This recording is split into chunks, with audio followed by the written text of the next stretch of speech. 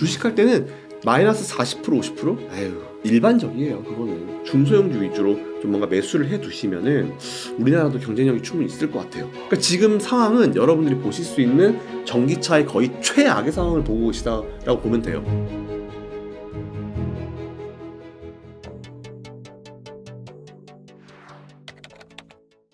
저는 김선영의 이클래스라는 유튜브를 운영하고 있고요. 국내 주식 투자는 올해로 한 25년 정도 했네요. 그리고 이제 해외 주식 투자도 한 16년 정도 하면서 투자 노하우도 많습니다. 뭐 이런 노하우를 여러분들께 좀 전달드리고자 다양하게 활동하고 있는 김선영이라고 합니다.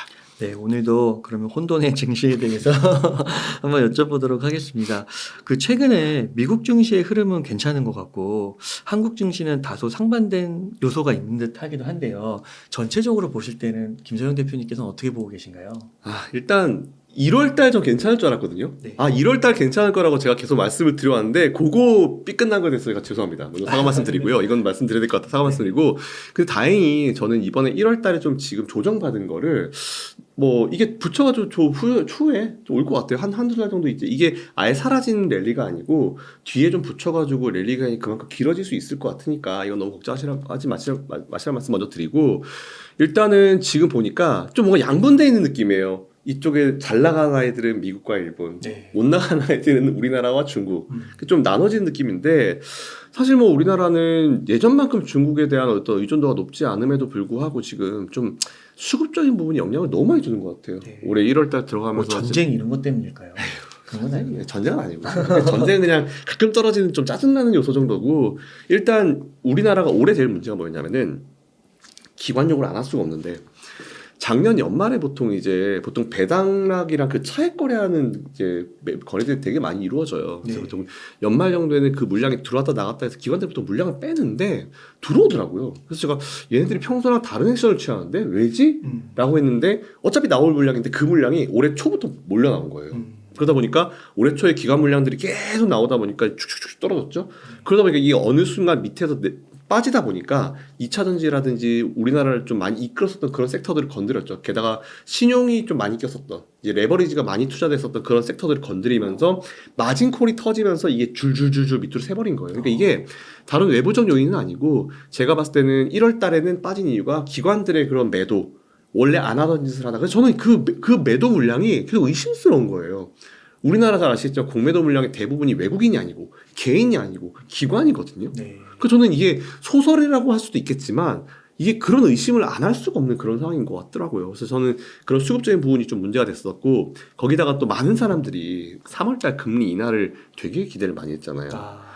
근데 사실 저는 예전에도 그랬지만 3월달 금리 인하 안 한다고 뭐 그때 제가 처음 말씀드렸을 때가 페드 워치를 봤을 때 3월달 금리 인하 가능성이 70%가 넘었을 때였을 네. 거예요. 근데 저는 그럼에도 불구하고 안 할 거다라고 말씀을 드렸는데 지금은 역전됐죠. 네. 역전됐고 아마 이번 주 있을 FOMC가 끝나고 나면은 이제 아마 파월 의장이 멘트하고 나면은 그게 더 벌어져가지고 아마 동결로 갈 가능성이 클 것 같은데 금리 인하에 대한 기대감이 조금 내려간 것도 조금 실망감을 작용한 것 같아요. 그러니까 되게 많은 이슈들이 같이 엮여버렸죠. 위에 1월 초부터는 수급적인 부분 때문에 좀 내려왔다가 중간에 마진콜 터지고 내려왔다가 갑자기 뭐 전쟁 나오고 뭐 나오고 이거저거 갖다 다 때려 부으면서 이제 좀 힘을 많이 잃어버린 동력을 좀 잃어버린 그런 느낌인 것 같아서 조금 아쉬운 부분은 분명히 있어요. 그래서 저는 오히려 수급 때문에 그렇게 찍어 누른 시장이라고 생각하기 때문에 오히려 저는 이 1월 달에 원래 나와야 되는 그 랠리가 좀 뒤로 붙여서 나올 거다. 그래서 저는 아마 3월 이후에는 분위기가 좀 괜찮아지지 않을까라고 생각하고 있습니다.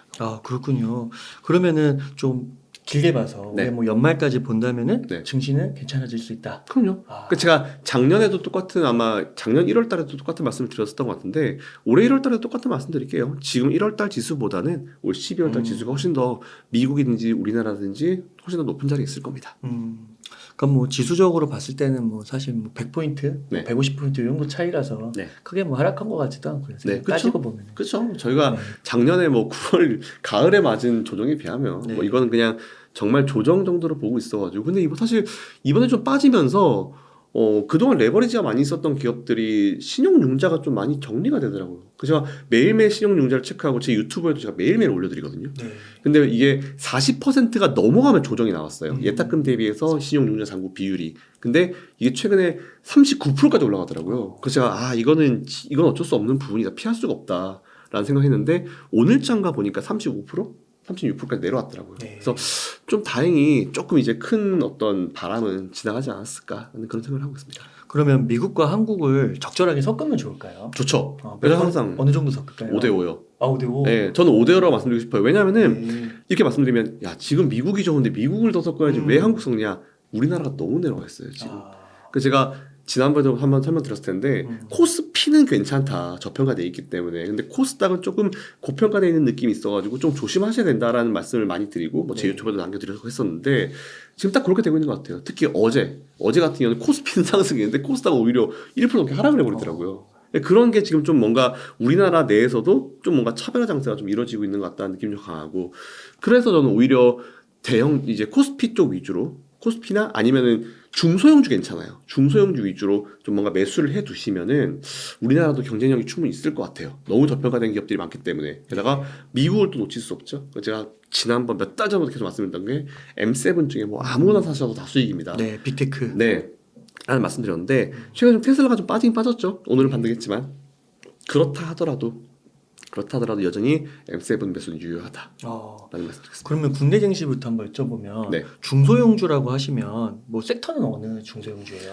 중소형주 저는 네. 이 또 다양한 얘기들이 나올 수 있는데 네. 저는 오히려 조정받은 애들 되게 좋아해요. 네. 2차전지 안 갈 수가 없죠. 아, 와. 이게 이렇게 얘기하면은 위에서 사시는 분들은 되게 마음 아프실 수 있어요. 지금 분위기상 2차전지 언급하기 쉽지 않은데요. 쉽지 않죠. 쉽지 않은 거 압니다. 그냥 아는데 저 좀 항상 제가 좀 컨셉이 그렇잖아요, 용장님. 우리 옛날에 막 시장 막 경기 침체 온다고 했을 때도 나와가지고 저 혼자 침체 안 온다 뭐 이렇게 좀 주장했잖아요. 이게 제가 원래 어쩔 수 없는 것 같아요. 이게 항상 뭔가 스릴을 즐기고 이게 시장의 주류랑 같은 식으로 투자하면은 안 된다는 거를 네. 워낙 잘 알기 때문에 지금 2차전지 말씀드리기 되게 힘들거든요. 솔직히 힘든 거 알아요. 지금요 댓글이 네. 진짜 완전 바뀌어가지고요. 네. 진짜 이게 그 대중들의 심리를 네. 댓글로 알 수 있는 것 같아요. 당연하죠. 점점 많아지더니 지금은 이제 네. 90%예요. 90% 부정적인 게. 부정적인 게 네. 죄송합니다. 여러분. 그래도 제가 감당하겠습니다. 저는 사실은 네. 왜냐면은 2차전지 이 차트를 한번 보시면은 어떤 종목이든지 간에 작년 재작년 이렇게까지 크게 상승할 만한 적은 없었죠. 근데 그 이후에 지금처럼 제가 한번 여쭤볼게요. 그럼 지금처럼 이렇게 세게 길게 조정을 받았던 적도 있었을까요? 별로 없었던 것 같아요. 없었어요. 근데 저는 예전에 반도체든지 지금 뭔가 우리가 일반적으로 투자하고 있는 그런 핫한 테마들 예전 차트 수십 년 전 걔네들이 처음에 성장할 때 그 태어났을 때 그때 차트를 한번 보시게 되면은 한번 슈팅 구간이 나와요. 그리고 중간에 이제 뭔가 이제 저는 이제 우스갯소리로 좀 정신 차리는 구간이 나오죠. 이런 잠깐 잠에서 깨야 돼라는 구간이 나오는데 그 구간이 되게 깊어요. 고점 대비해서 보통 반토막상이 날아가요. 그리고 그 기간 자체도 길어요. 길면 1년까지 가거든요. 근데 그 이후에 이제 뭔가 내려오면서 거품이 살짝 좀 사라지면서 이제 그 섹터에 대해서 다시 분석을 하게 되죠. 그러다 보면 이제 다시 수급이 몰리게 되는 시점이 있어요. 저는 이게 되게 중요하다 보고 있어서 사실 저는 오늘도 좀 말씀드리기 어렵지만 제가 첫 번째 2차전지를 말씀드린 게 첫 번째는 위에서 물려 계신 분들은 비중이 너무 많지만 않으시다면 예를 들어서 나는 위에서 매수했는데 전체 투자자금 대비해서 비중이 뭐 10% 안쪽이에요 하시는 분들은 추가 매수 시점을 슬슬 보셔도 되는 시점이 됐다라고 좀 투자 비율이 뭐 전체 투자자금 대비해서 10% 안쪽이면은 이제 추가 매수가 가능하다. 근데 이게 아마 2차전지는 몰빵이 되게 많으실 거예요. 그래서 아마 이걸 더 투자하시게 되면 부담이 더 크실 수밖에 없어서 그런 분들께는 제가 일단 좀 대기 제가 나중에 더 나와서 말씀드리겠지만 일단 대기 지금 아직 확 돌아섰다는 느낌이 없기 때문에 근데 비중이 좀 적으신 분들은 관심 종목 넣으시고 조금 공부를 한번 시작해 보셔도 좋겠다라는 생각을 가지고 있습니다. 2차전지 같은 경우는 또 그런 이유가 있고 많이 빠졌기 때문에라는 그런 이유도 있고 이게 사실은 보면은 지금 이제 이번 제가 그때도 그랬잖아요. 겨울 한번 지나고 보자. 사실 겨울하면 LFP라는 것도 우리가 뭔가 핫한 게 작년 여름 정도부터 다 되셨죠. 그리고 이제 제가 일단 겨울 한번 지나고 보자. 분명히 문제 생긴다라는 말씀을 드렸잖아요. 근데 이런 분들이 있어요. 지금 미국에서 시카고에서 뭐 미국에서 다 지금 전기차 퍼져 있는데 되겠냐 이렇게 말씀하시잖아요. 뭐 충전기 다 얼고. 근데 지금 미국의 그 겨울은요 굉장히 이례적인 겨울이에요. 그래요? 그럼요. 40도 영하 체감온도 40도 50도가 어디 미국에 그렇게까지 내려가요. 물론 눈도 많이 오고 추운 겨울이 있긴 있지만 영하 40도 50도가 매년 오진 않아요. 그러니까 지금 상황은 여러분들이 보실 수 있는 전기차의 거의 최악의 상황을 보고 계시다라고 보면 돼요. 근데 저는 오히려 이럴 때일수록 이런 상황이 발생하잖아요. 그러면 갑자기 얻어맞지만 이런 상황에 대비해서도 또 기업들이 준비를 합니다. 어떻게든지. 네. 그래서 저는 오히려 이게 되게 어떻게 보면 아파요.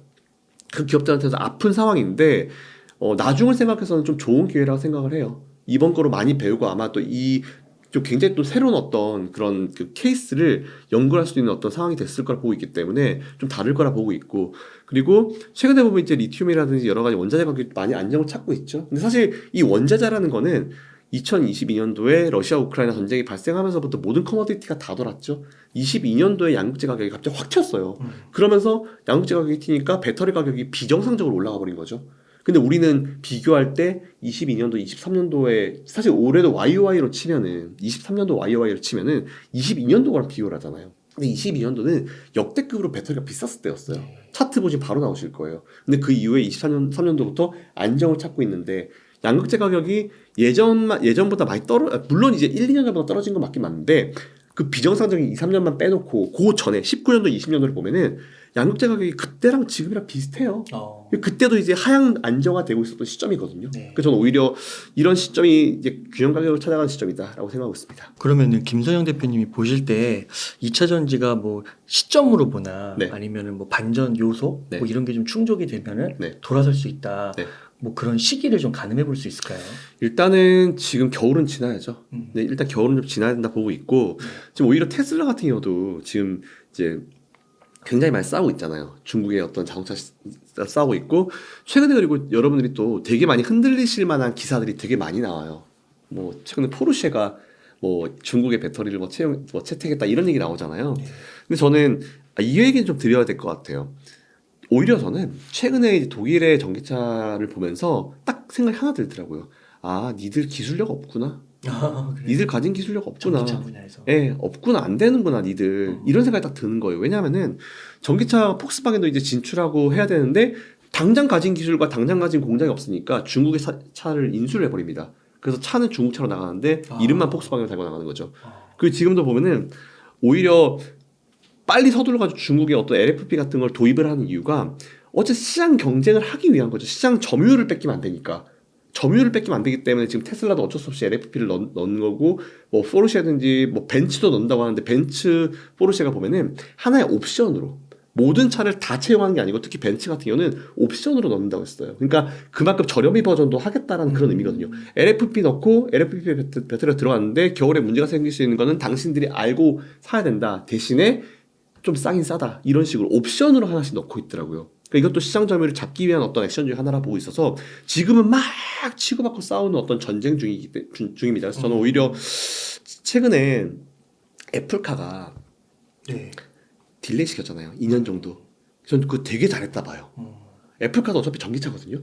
근데 전기차가 지금 많이 나오면은 어쩔 수 없이 이 시장 경쟁의 싸움에 들어가야 되는데 그럼 LFP 같은 거 넣어야 되잖아요. 그럼 당연히 이제 LFP도 많이 발전했다고 하지만 산업계보다는 안 되죠, 솔직히. 그런데 이런 고래의 싸움에 애플은 어쨌든 새우 느낌인데 들어갔다가 등 터지면 어떡해요. 그러니까 오히려 저는 애플이 잘 딜레이를 시켰다라고 생각합니다. 오히려. 그래서 애플이 뭐 최근에 전기차가 뭐 애플카가 뭐 뒤로 지연돼가지고 애플카는 투자 못하겠다 이런 게 아니고 오히려 저는 전략적으로 굉장히 잘했다라고 좀 보고 있고, 독일 차들은 원천 기술이 없기 때문에 어쩔 수 없이 시장 점유율 때문에 지금 LFP라는 이런 걸 도입한 거지 정말 경쟁력이 있어서 도입했는지는 좀 볼 필요가 분명히 있을 것 같아요. 게다가 지금 최근에 중을 보면은 이제 테슬라가 이런 얘기했죠. 이번에 우리한테 이제 이런 배터리 주는 기업들과 한번 가격을 재조정해봐야 될 것 같다. 그 얘기를 하면서 또 난리가 났어요. 우리나라 기업들 큰일 났네. 중국은 뭐 반값을 제시했다는데 난리가 났거든요. 근데 이것도 팩트를 보면은 테슬라 지금까지 어떤 이미지였냐면은 이제 배터리 쇼티지가 있었잖아요. 배터리를 어쨌든 빨리 확보해야 되는 시기가 있었잖아요. 그러다 보니까 테슬라가 돈을 더 많이 준 거예요. 다른 업체들보다 돈을 더 많이 줘서 배터리를 확보하겠다. 그래서 큰 돈 주고 다 확보를 한 거죠. 그 확보해놓은 배터리들이 다 가지고 있는 거고 그게 재고자산 평가 손실로 가버리는 거고 이런 상황이 되는 건데, 그럼 뭐 그 얘기는 나중에 하고, 그렇게 비싼 돈 주고 테슬라가 이제 항상 배터리를 가져왔거든요. 그럼 그 업체들 입장에서는 자기들이 테슬라에도 주지만 딴 데도 줄 수 있잖아요. GM 같은 데도. 그러니까 GM도 이제 거래를 할 때 야, 니들 배터리 얼마인데? 그랬더니 우리 테슬라한테 얼마 줘. 마치 나의 어떤 보통 이제 이 뭐라고 하죠? 이 이력서 내는 것처럼 이력서를 내는 것처럼 아 나 테슬라 이 정도 금액 이 높은 금액을 주고 있어. 니들도 한번 생각해봐. 이런 느낌이었거든요. 그만큼 테슬라가 비싸게 줬어요. 지금까지는 돈을 많이 줬거든요. 네. 근데 지금은 아니잖아요. 당연히 아니 배터리가 모자랄 때는 더 높은 돈 주고 들고 오면은 배터리 가격이 떨어지면 당연히 테슬라도 낮추는 게 정상이고 배터리 업체들도 낮춰주는 게 정상이죠. 그게 인지상정이죠. 그래서 이게 전 정상적인 거로 돌아가는 과정이라 보는데 이거를 마치 정말 난리가 난 것처럼 자꾸 언론이나 이런 데서 나오는데 저는 그건 아니라 봐요. 아, 그러니까 그 가격이 내려가고 네. 수익성이 좀 안 좋아지는 거는 네. 그 정상화 과정의 일부다. 정상화 과정이에요. 아, 그렇게 해서 또 시장이 정리되면 또 어느 정도 적정 가격을 찾게 되는 거고. 그럼요. 아, 그렇게 보는 게 좋겠다. 그리고 이제 각국들이 또 지금 보조금들이 많이 줄이고 있는 이유가 이런 내용들을 다 알고 있는 거죠. 그러니까 25년쯤 되면은 굳이 보조금을 주지 않다 하더라도 내연기관과 전기차에 들어가는 비용 자체가 똑같아지는 시점이 오는데 그때부터는 경쟁이 뭐가 들어가겠어요? 네. 운영비. 우리가 차를 할 때 이제 얼마가 이제 쓰는지 기름값이라든지 이런 게 들어가는 건데 전기차 안 들어가잖아요. 그러니까 전 그때쯤 되면 전기차 수요 다시 한번 튈 거라 봐요. 아, 그러면은 말씀처럼 그런 것 때문에 이제 지금 가격이 크게 네. 급락을 했다면 네. 진짜 기회일 수 있겠네요. 저는 그거 봐요. 이게 예전에 한참 뭐 커머디티 비싸고 뭐 양극재 비싸고 뭐 한참 테슬라도 배터리 비싸게 사올 때 막 원자재 비싸게 사올 때 그때를 보시면 안 돼요. 그때는 한참 핫했던 시기고 한참 난리였던 시기이기 때문에 이제 이 산업이 한번 확 이슈가 되고 무르익어가는 과정이 시작이 되는 겁니다. 네. 그래서 오히려 가격은 떨어지지만 수요가 튀게 되면 오히려 더 많은 수요가 증가함으로써 전체적인 매출 파이는 증가할 거라 봐요. 그러면 지금 진짜 뉴스 안 좋은 건 지금 다 나온 것 같아요. 다 나오죠. 그래서 이렇게 주가가 지금 하락한 거잖아요. 그럼요. 그러면 한 25년 정도를 예상하면 될까요? 그런 시점을. 25년이 딱 도는 시점이고 네. 제가 봤을 때는 보통 3반영 된다 아. 치면은 24년도면은 아마 가시적으로 보일 것 같아요. 아, 그래서 지금 포트의 비중이 낮으신 분들은 네. 조금씩 매수 관점으로 네. 접근을 하고 네. 이미 몰빵이 된 분들은 워낙 많이 들어가 있으니까 네. 어차피 돈 넣어도 평균 단가 변하지도 않으니까 조금 더 지켜보다가 이제 확실하게 돌아서는 거 보고 이제 판단하시면 된다. 몰빵하신 분들한테 제가 여러분 몰빵하신 금액 그대로 들고 와서 똑같이 사세요라고 못해요. 그 되게 그거는 네. 양심적인 비양심적인 좀 거죠. 그쵸, 그럼 안 위험할 되는 수도 거죠. 있죠. 위험한 거죠. 그래서 저는 오히려 포트폴리오 항상 저는 그러잖아요. 나눠서 투자하시자고. 맞아요, 그러셨죠. 상대적 박탈감이 없어야 돼요. 주식할 때는 최악이 뭐냐면 마이너스 40% 50%? 에휴 일반적이에요. 그거는. 근데 최악은 나는 안 가지고 있는 종목을 내 친구는 가지고 있어. 쟤는 상한가 먹었대. 이게 최악이에요. 네. 그래서 저는 이게 보통 상대적 박탈감이라 부르는데 이거를 안 하기 위해서는 포트를 여러 개 나누는 게 최선의 방법이죠. 아, 그렇군요.